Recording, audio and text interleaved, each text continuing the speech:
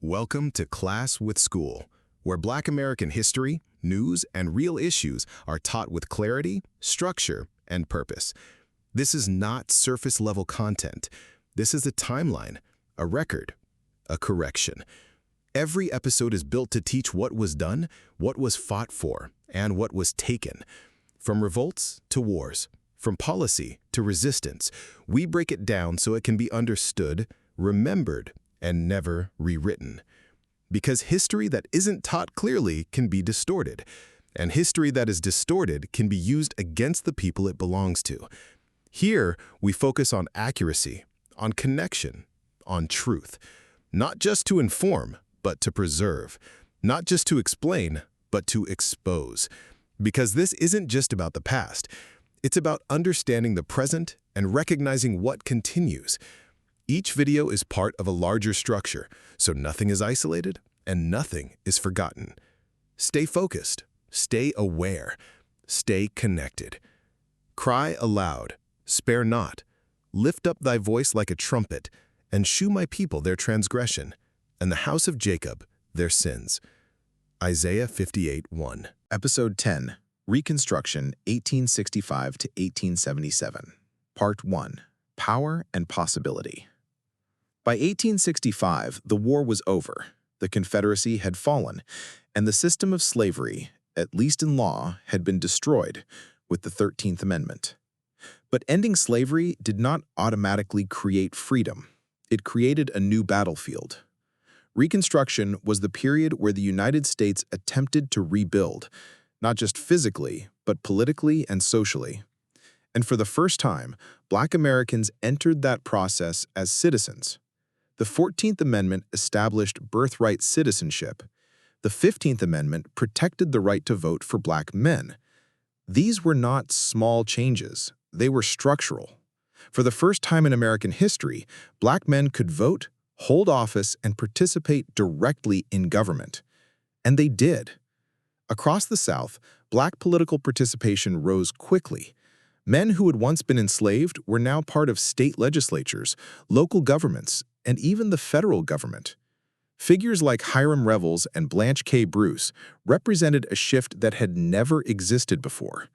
This was not symbolic. This was power. Policies began to change. Public education systems expanded. Infrastructure developed. Laws were passed that aimed to reshape Southern society. At the same time, Black communities built their own institutions, churches, schools, businesses, networks. This was not just participation, it was construction. After generations of forced labor, Black Americans were now building systems for themselves. And for a moment, it worked. But power creates resistance, and the system that had been defeated in war was not gone. It was reorganizing. If you've made it this far, you're not just watching, you're following Black American warrior history in its full timeline. On Class with Skeul, every episode connects, showing resistance, strategy, and power across generations. If you're tapped in, support the channel. Hit like so more people see this.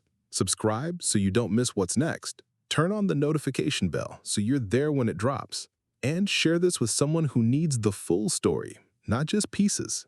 This isn't random content. It's a structured history. Stay locked in. The next episode goes deeper. Part 2. Backlash and withdrawal. As Black political power grew, opposition grew with it.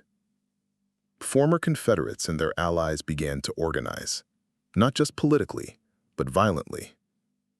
Groups like the Ku Klux Klan emerged with a clear objective: restore control, undermine Black political participation, and reverse the changes brought by Reconstruction. This was not hidden. It was direct. Black voters were targeted, leaders were threatened, communities were attacked. Violence became a tool of political control. But resistance did not disappear. Black communities organized for self-defense. In some areas, militias formed to protect voters and officials.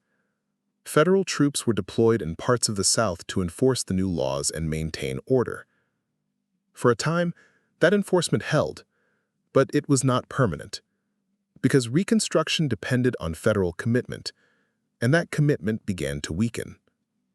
As the 1870s progressed, political priorities shifted. Support for Reconstruction declined in the North. Pressure to end federal involvement in the South increased, and in 1877, that shift became final. Through what became known as the Compromise of 1877, federal troops were withdrawn from the South. That decision changed everything. Without enforcement, the protections that had been established began to collapse. Black political participation was pushed back. Rights were restricted, and a new system of control began to rise: Jim Crow. Reconstruction ended not with a clear victory, but with a withdrawal. But what had happened during this period could not be erased, because for over a decade, Black Americans had exercised power. They had governed, built institutions, and demonstrated what participation looked like. That experience remained, and it would matter, because the struggle did not end with Reconstruction. It shifted from open participation to survival under restriction. And the next phase of this story would show how resistance continues, even when the system rebuilds itself again.